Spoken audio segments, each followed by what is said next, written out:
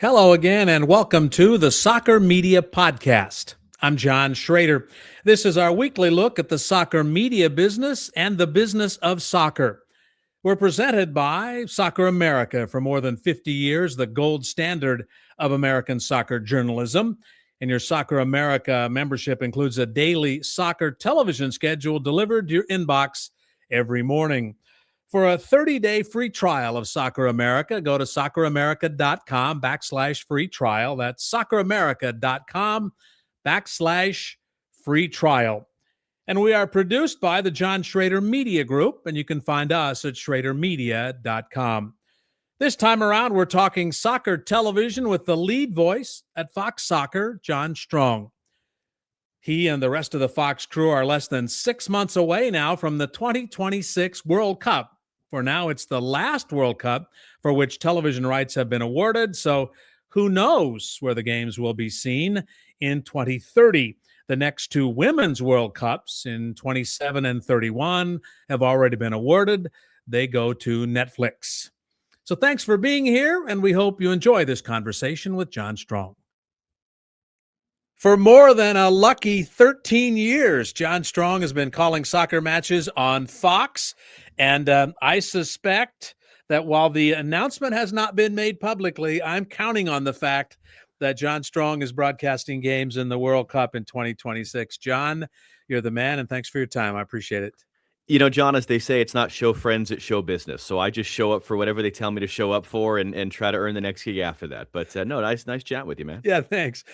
See what my contract says, Yep. and I'll be there when and where. Yeah. Yep. Well, that's great. So 13 years is not a long time in the big picture. As you know, I'm a tad bit older than you are, old enough to be your father, but it is a long time to work in one place in a business that is evolving immensely. How have you managed to keep those people happy and keep signing you up for all those almost 13 and a half years? It's a better question for them, maybe. I don't know. Why do they keep hanging me around?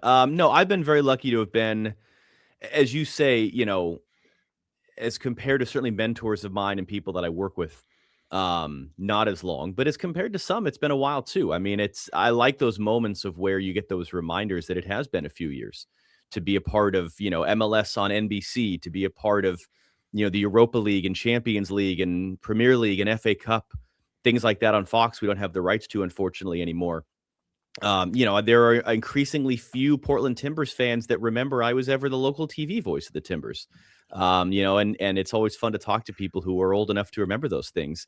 I think the great thing about Fox, Fox says, we're family, and they do legitimately mean that. It is a place that it's a much smaller company than a lot of the other major broadcasters are. I have a much more robust direct line to our top executives than I think the equivalent of me would have at an NBC or a CBS, which is nice. And even something as small as, a couple weeks ago, we had one where I was supposed to be calling Canada versus Venezuela. It was a friendly in the November window.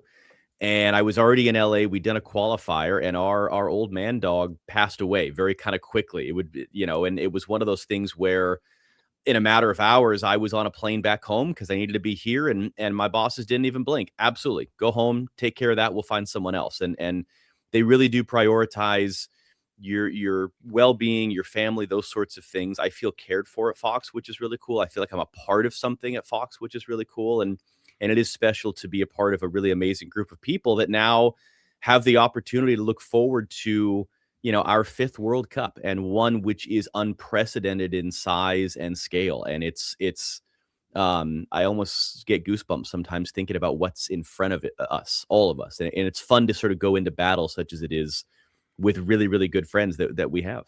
Yeah. I'm going to get to that in a second, but a couple of things. Chatted with Colin Cowherd not that long ago, and he said, you wouldn't believe what it took to get a meeting with the big brass at ESPN. I mean, I was on the air, and I could hardly get it. So I understand what you're saying. Sometimes corporate is crazy, and sometimes corporate is, hey, see ya, and say hello.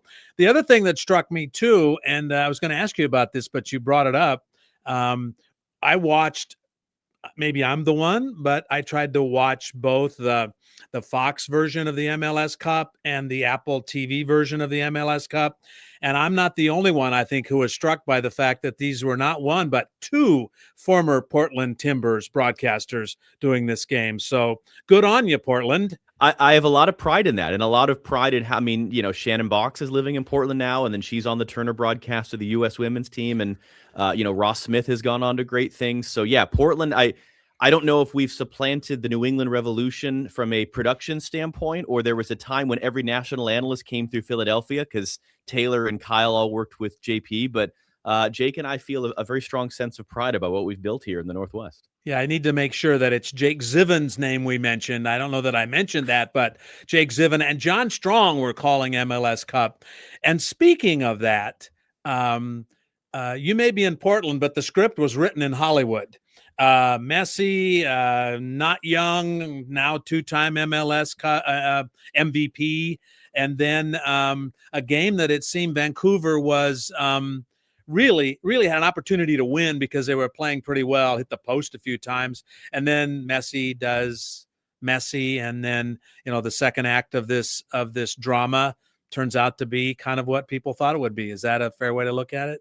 It's funny because I think I said at one point in the post game, if all you saw was Miami 3-1, Messi 2 assists, you would have thought, okay, that was a fairly straightforward win for Miami, and it was anything but. And absolutely, if Emmanuel Sabi, clips off by an inch more inside the post and it's 2-1 Vancouver at that point, it's perhaps a very different outcome. And that's the thing I like, is that if at the end of the day Messi and Miami is going to win, okay, fine. They worked for it. And I think that's an important component of MLS and it's not to say that Bayern Munich aren't working for winning 12 of the last 13 Bundesliga titles or whatever it is, but it's more that there is not as much inevitability to it. That's a part of the important, I think, competitive balance piece that MLS has to offer, which differentiates itself from other leagues. We've not had a back-to-back champion since 2012. And I don't think there's any guarantee Miami's going to do it, because it does come down to these individual matches and these individual moments. And I think Miami deserve probably more credit than they'll get for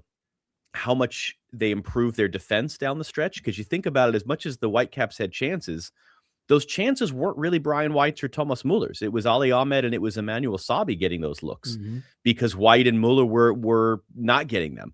And the fact that Miami has the perseverance to keep going, and then they really only created the 3 chances. It's not like Takaoka was making tons of saves. They buried them. So, well, at the end of the day, it's easy to maybe be cynical about, okay, yeah, of course Miami won. They worked for it. And I think that's an important part of MLS. You have to have stars. It's important. You have to have big clubs. That is important. But I think it's also important to have the right type of competitive balance where the games are dramatic, the games are compelling. It's not easy, to be sure. And so I think in that regard, it was a terrific final. It really, really was. And I do think I'm honestly, John, I'm more excited and optimistic even in the last 3 to 4 months about the future for MLS, because of the seriousness with which Jorge Mas and his brother and David Beckham and everyone in Miami have to push things forward. How many other clubs are trying to do the same thing, the changes that are coming to MLS. I actually think MLS is in a really, really good spot in so many ways going into what's absolutely going to be a transformative, not even just 1 year, but a transformative series of years, I think, for American soccer coming up. Yeah, we'll talk about that, and that is that American soccer is going to almost the rest of the world schedule, starting in the fall, going through the spring, like everybody else does. But what Major League Soccer has done in the year before the rest of the world comes here is tell the rest of the world that, yeah, we can take Messi and Muller and Suarez, and we can take those Argentine stars, and we take those former Barcelona people, and not just put them in here and give them a bunch of money for a retirement plan, but actually come and win championships. Yeah, and I think one of the signs of that is how much defensive work Lionel Messi was doing. Yeah, I know, which usually isn't much, but it's not what he's been known for in recent years. But I think that stands out. And that was a point I tried to make, is that you could tell how invested Messi and Jordi Alba and Sergio Busquets, and Busquets is a very stoic figure. He's not very emotional. Jordi Alba collapsing in tears after that third goal that he helped create, knowing it was the last decisive moment of his career. Thomas Muller very clearly is highly invested. I think that's why he's in Vancouver in the first place. Sun Heung-min is highly invested in what's happening with LAFC. That's very obvious. That's all we've ever wanted. I think those of us that have been a part of this for a long time, if you're going to come over here, just treat it with respect and treat it with the care that we have. And is it the same as winning the Champions League or the Premier League? Who cares? It's not the point. The point is that you care about it somewhat to a level in the way that we care about it, and you show that on the field with your effort and your attitude. And that I think is the significant difference to some prior big stars that have come over here. Is it's very, very evident how much these guys that are coming over now care about finding success in MLS and understand how difficult that success can in fact be. One of the things that has struck me for years, and that is that European and let's say the rest of the world, not just European, how important winning titles is to soccer players around the world. And I think Americans, honestly, American professional athletes could learn a little bit from this. I mean, this was MLS, but it could be Copa del Rey, it could be a Copa Libertadores, it could be anything. And winning titles, winning championships is really important to people, including maybe especially people who make 30, 40, $50 million a year. And yet the paradox, I think, to that, John, is that in European soccer in particular, but I think you see this around much of the rest of the world as well, the resources in any given country end up being collected by 2 or 3 clubs, and they end up winning most of everything. There's very little, to me, parity and competitive balance are in fact 2 different things. I think they're conflated too much. There's very little competitive balance. I bring up the example of Bayern Munich just hoovering up everything in Germany. I don't think that's actually good and healthy for the success of any league or any sport. And so that, I think, is something that's important to MLS. I think it's an important part of the playoff structure. I think it's an important part of finding the right type of salary cap structure where you're not being overly restrictive, but where you're not allowing 2 or 3 teams to have all the resources. And the idea that there are infinitely more, not just clubs, not just players, but fan bases in MLS and in the USL Championship and in NWSL who feel they have a legitimate chance to win something and experience the joy of winning far more so than their counterparts in other leagues and other parts of the world. That, I think, is something when we talk about how does MLS and how does American soccer succeed long term, I think that very uniquely American sporting element of everyone should have, if not a perfectly equal, at least a genuine fighting chance to win the title any given year. I do think that is a differentiator that MLS and NWSL and others can lean into, because it absolutely does not exist most anywhere else in the world. Yeah, and it is very American, North American, NFL, NBA, NHL. Maybe not Major League Baseball as much as some people would like, but it still could have gone the Blue Jays. It was that close, you know. Could have been. So yeah, I think that is one of the special things about what we do and how we do it. National Football League proved that 60 years ago, that if you gave every single member a chance, then people would watch, and then they'd start watching, and now they can't stop watching, right? So speaking of watching, John Strong, 104 games, 48 teams, let's say millions. Not all of it me, thankfully. Not all, hundreds of millions in this part of the world, billions around the world, interested in what's happening here in about 7 months, 8 months or so, 8 months, 6 months. 6 months today from you and I having this conversation. Lido. Yeah. It is 2026 World Cup, and Fox started in 15. Yeah, that was our first World Cup in Canada. So you've done 15, 19, and 23 women and 18, 22 men, and do the 26 men. Nobody, and probably you, and if you did, you wouldn't tell us, has any idea, or maybe they have an idea but don't know, who is going to be the television home of the World Cup in 2030. But let's talk about 2026. As you look ahead, and I know you guys work at this all the time, how do you fight the urge to think, holy, this is a really, really, really big deal, and I'm going to be front and center on television in this really, really, really big deal? I don't think you fight the urge. I think you steer into it. I think everyone understands. And I will say that is, from whatever the history of how major American networks have viewed soccer, how major American networks have viewed the World Cup, I can't overstate the extent to which our bosses all the way up to Eric Shanks, all the way up to Lachlan Murdoch, are all in on what this World Cup is going to be and what this opportunity is for the Fox Broadcasting Company and for Fox Sports. And it is unprecedented in scale and scope. Our bosses have said this is the biggest endeavor any American broadcaster has ever attempted to do. As you lay out, 104 games over a period of about 5 weeks. You're talking about live television on the scale of Super Bowl Sunday every single day for a period of days. It is remarkable. And it's going to require the resources of the entire company, but also the larger, broader Fox corporation. Everyone is all in on this thing. And that's fun. That's exciting just to be a part of it in whatever capacity, whatever our schedule ends up being. Again, Stu and I are really good at just kind of keeping our heads down and keeping our nose to the grindstone and just, you tell us what games you want and we're going to bring our best every single day. But it's incredibly exciting to think about. I think there's a lot that we've learned from our prior World Cups that we apply. There's a lot to this that none of that is really applicable. I mean, the logistics of the World Cup in Qatar have nothing to do with the logistics of this World Cup next year. So it's almost like you forget all that stuff because it doesn't apply anymore. In some ways, our learnings from Australia, New Zealand of going across not just a border, but two countries that are a bit further away geographically than I think people tend to think, and how those distances affected things. And no, it's remarkable to think about. I get goosebumps thinking about it. It's going to obsess my thoughts for the next 6 months until it starts. And I'm just trying to hydrate and bank sleep now, because once it starts, it ain't happening. Yeah.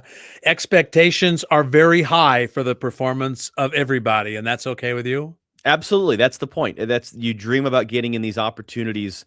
And I've gotten a lot better, and it's a much longer story for another time, but I worked through a real process of my mental health in the run up to 2018 and really changed a lot of how and part of it was eliminating social media, getting to a place where I was excited for the opportunity rather than in fear of the challenge. And that was a big change that I very deliberately went through. And I've tried to stay very intentional about enjoy the opportunity, soak it in, have fun. And if you screw up, you screw up, but at least you got to do it. If they fire you tomorrow, at least you have the memory, and not like a player. Don't play scared, come at it with the right intention. Don't let one mistake become 2 or 3, but don't let your extreme focus, as I would once do, on perfection sort of blinker you from being able to see the bigger picture and look around and go, golly gee whiz, I get to do this. And so, listen, it's 6 months away. Anything can happen between now and then. I'm not arrogant or naive, but the prospect of that opportunity, John, is something I take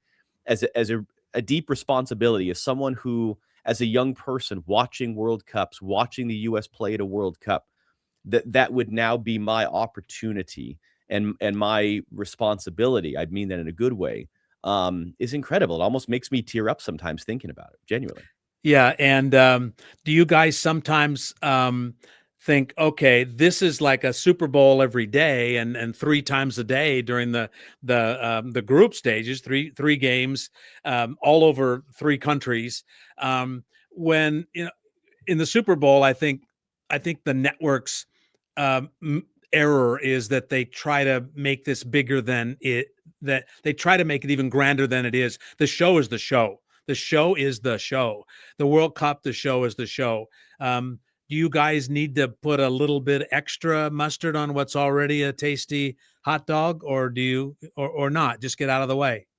Well, I don't think anyone has ever accused Fox Sports of being subtle in anything we do, which I love. It's we bring our attitude and we bring our look and we bring our feel to things, and that has immensely benefited me. I'm getting these opportunities in large part because I've had bosses who have said we need to have an American voice on the world sport, and I'm very thankful for that, because that's where my opportunity comes from. I think, to your point, once the game starts, the game is the game. And even just the logistics of the fact that I think this is a lesser understood part of it. When the game starts, Fox no longer has a hand in anything. Nor does Telemundo, nor does TSN, nor does the BBC or ZDF or anyone. It is a world feed broadcast. And there are very specific restrictions on even what we can put graphically on screen within the scorebug. It's been interesting as FIFA has announced the hydration breaks, which will be standard in every match, which I actually agree with, because I think making every game the same as much as possible, I actually think is an important part of it. Mhm. I don't know that it's as much of a slam dunk as people seem to think it is, that there's just we're going to fill that time with commercials, because FIFA is very intentional and deliberate with those sorts of things. So it is very different in that regard. At a Super Bowl, quite literally, the game does not start until someone in our TV truck says start the game. Mhm. At a World Cup, they're going to start with or without us. And as FIFA likes to say, we're one of 200 rights holders globally. There's a lot of different constituencies they're trying to meet. So at the end of the day, my mandate, my remit is, when the ball starts being kicked, narrate the action. And that's the thing I love to do the most. And, that's the thing that I feel is most special. At the end of the day, I love how we approach the other stuff. I really do. And I think making it feel like this is a once in a lifetime event, even to people that aren't living their lives with soccer, a soccer ball orbiting around their head, helping them to really get the sense this is a once in a lifetime event. I'm all in for that. Like, let's load up the guns and go. I'm super excited for every bit of it. And like I said, just to be able to play a small part is incredibly exciting. It will be, I know, people know this, it will be a cultural phenomenon that people, even who witnessed 1994 World Cup, will find to be awesome, I believe. How do you guys try to fit that into the whole thing? I mean, there's going to be a lot more television than those 2 hours of a game at a time. We know that. How do you represent this incredible cultural moment for the people? Well, I think that's that's the problem of our producers, so I'll let them Aha! figure There that you out. go. But no, it's easy to become daunting and overwhelmed by it, because it is, how do you tell the story of 48 nations? How do you tell the story of everything that's going on in 16 host cities spread across a gargantuan continent? It's almost, you don't have enough time. There's not enough live television in some ways to really tell that story completely. But I think that's the thing that I think is really exciting, is it's not just Fox Sports, it's the entire Fox Corporation, which is all in working together to bring this to you in all these different ways. And you bring up 94. That's a lot of what I talk about when I talk to people about this is, when you think about what soccer was in America in May of 1994, that World Cup would have become the cultural moment that it did. 99 is a great example as well. I love the anecdote of the U.S. women's team. They're in traffic, the team bus, trying to get to the Meadowlands, and they're like, what's everyone here for? Even they couldn't believe at what they were about to be on the precipice of. And similarly, we've lived it, in particular in Russia and in Australia. Those are two examples of where people in the host country were telling us, hey, measure your expectations. This might not be as big as you think it should be, for a variety of different reasons. And in both occasions, it took over the entire country. The country, and New Zealand, yes, but I wasn't in New Zealand. I was only in Australia in 2023. But Australia as a country came to a standstill. Russia as a country came to a standstill during this World Cup. And so I think that's what I try to tell people is, whatever you think this thing is going to be, whether you are a diehard avid soccer fan, which if you're listening to this podcast, you probably are, but if you're someone that is a total soccer agnostic, this is going to exceed whatever you think it's going to be. I've lived that. We've lived that in this country. And you also, any one of us who is trying to lay out plans, there is also the acknowledgement, and this has happened in every World Cup we've done, John, it takes on a life of its own. And you get to that point a week into the World Cup where you are holding on for dear life. That is going to happen again here, no matter how much we set out our plans. And that's incredibly exciting. And that's something I think that Fox is really good at, is being able to steer into the moment, steer into where the story's taking us, be nimble, be adaptable, and just let it ride and let the thing become the thing. And yeah, this will, we're all going to have a giant month-long mental emotional hangover starting in about Yeah, the yeah. 17th of July. And for the record, as we get ready to sort of wrap this up, for the record, most of, and I don't remember exactly how many, but most of the games will be on the Big Fox. Some of them on FS1, but Well, many more of than the half. games, Yeah. more Some than have half to will be be on on the Big. FS1 because you got simultaneous kickoffs. Sure, yeah. But yeah, no, there is again a similarly unprecedented investment of, and remember when we talk about a game being on Fox, that's all the local affiliates giving us their time. Right. And whether it's their local news programming or whatever else they have, that's an investment of their time. And the dynamics of that aren't as simple as just flipping a switch. So that's Yeah. what's been cool as well. And I've seen even for the draw, the Fox owned and operated affiliated stations in Seattle, San Francisco, and Los Angeles, they actually combined to do their own pre-game and post-game of our Fox Sports draw show. So even the local affiliates that are, especially in cities that are hosting matches, they are all in with their resources in an unprecedented way. And that is super exciting, the way that everyone is sort of all in on this thing. One final question I want to ask you, John, and it seems a little bit out of order here, but if there is an American style of broadcasting, and I know Fox's philosophy, I've talked to David Neal in the past, former executive, American Voices. I know what that philosophy is, but if there's an American style of soccer broadcasting, what is it, and how much might it differ from the way the rest of the world does it? That is an hour-long answer, John. Okay. Which Well, let's be a really good broadcaster and do it in a couple Yeah. of minutes. How about that? I like to think of it as at any given moment, if you think of a triangle, and at one point of the triangle is Al Michaels, and at one point of the triangle is Martin Tyler, and at one point of the triangle is Andres Cantor. I'm like a little ping pong ball bouncing around that triangle. There is an American style of broadcasting which is very conversational. It's very much, we're having a conversation with you. The best examples of that are you're sitting at bar stools watching a game and you've got the two announcers next to you. It's also very much predicated on access. A huge part of sports broadcasting in America is storytelling about the players. We spoke to Christian Pulisic and he told us X, Y, and Z. That does not exist globally. You do not have that type of access in global soccer. And so you then get the English style, which is, somewhat more withdrawn, somewhat less emotional. The easier way to phrase it is more of a university lecture sometimes. I think from certain practitioners of the art, that's just the style. Obviously, in Spanish, it's about emotion. It's about feeling the game. I've heard that phraseology. I don't want you to tell me what you see. I want you to tell me how it makes you feel. I think the best example where we get caught up in this concept of very different schools of thought in broadcasting and where we get to this slippery slope of right versus wrong is what happens when something important occurs. A goal is scored, for instance, because Roone Arledge, godfather of American sports television, created Monday Night Football, created Wide World of Sports, created the template from which people like our former boss, David Neal, created the template of NBC Olympics. He would say there is a truism of sports broadcasting that when something important happens, say nothing. We call that laying out. And the best practitioners of the art, Doc Emmerich, would lay out endlessly after the winning goal of a Stanley Cup final. Joe Buck with a long layout on the final out of the World Series.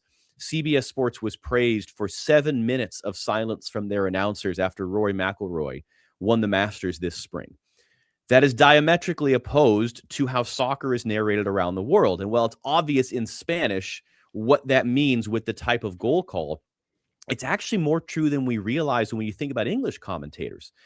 English commentators, while the ball is in play, are very minimalistic. But if you really listen, their job, what they are taught to do, is to narrate the moment without pause or without break after that goal is scored. So if you think of Martin Tyler's call of the Sergio Aguero goal in the final seconds of the Premier League title race, 13, 14 years ago now for Man City, he actually doesn't stop talking after the goal goes in through the replay sequence. That's his job. My job is the opposite. The way that it's set out to me, the way that it's practiced by the great play-by-play announcers in American sports history. When the moment happens, make your call, stamp your punctuation on it, and get out of the way. And I think that's where you get a conflict sometimes of the right or wrong way to do it. And at the end of the day, as I said, I try to take all the influences I have from incredible American broadcasters, Keith Jackson, Al Michaels, Joe Buck, Pat Summerall. I take the influence of John Motson and Martin Tyler and others. I take the influence of Andres Cantor and Pablo Ramirez and wonderful, amazing Spanish language broadcasters I get to listen to. And I try to find a nice synthesis of all of those ways of doing it that then becomes uniquely my voice. And it evolves over time. It's never changing.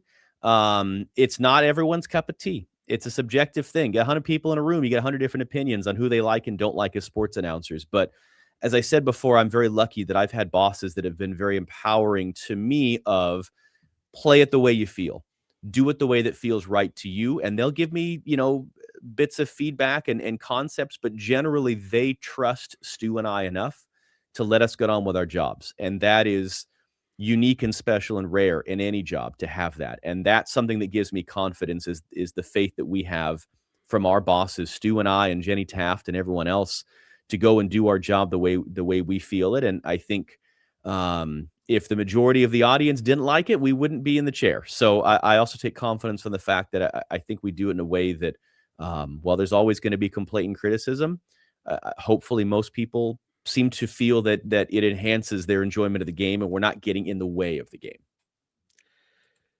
Well, thank you. I appreciate that explanation very much. And I will say, because I have friends and people I know who work with you, I hope for your sake this is not your last World Cup. And I do have friends and associates who work at other places too, who are probably hoping this is your last World Cup. Yes. But, I get that. It is in fact a zero-sum game. And that's where, again, I am very much of the mindset of I just enjoy the moment, whatever I get to do and soak it in and enjoy it and never pretend or trick myself into thinking anything is guaranteed past that. And that's my approach to this summer for sure. Yeah, it's like tomorrow. Congrats on everything. John Strong has been the voice of Fox Soccer since 2012, and he and his mates, and there are a lot of them, and some from other networks like Rebecca Lowe and Thierry Henry. Oh, yeah. And then I'm sure there are more names that are more to come. Out. You betcha. More to come, much more. And best of luck on that. And as always, I enjoy the time we get to spend together. Thank you, John. Appreciate it. You're welcome. Thanks. Thanks again to John Strong, the lead voice of soccer for Fox Sports, getting ready for the World Cup in 2026. Again, less than 6 months away. This, the Soccer Media Podcast, is a brand new venture. Maybe you can go to the archives and find our conversations with Andres Cantor, JP Dellacamera, Taylor Twellman, and more. And we have some cool guests lined up in the coming weeks as well. And reminder that if you want to stay on top of the game, check out Soccer America. Members get the daily Soccer on TV schedule and a daily digest of the top stories in your inbox every morning. Try it for free for 30 days. You can go to socceramerica.com/free trial. That's socceramerica.com/free trial. While you're here, check out the like and subscribe and leave a comment, suggest a guest, and check the links in the description to get notifications of when our next episodes drop. That's it for this episode of the Soccer Media Podcast. I'm John Shrader. Hope to see you next time.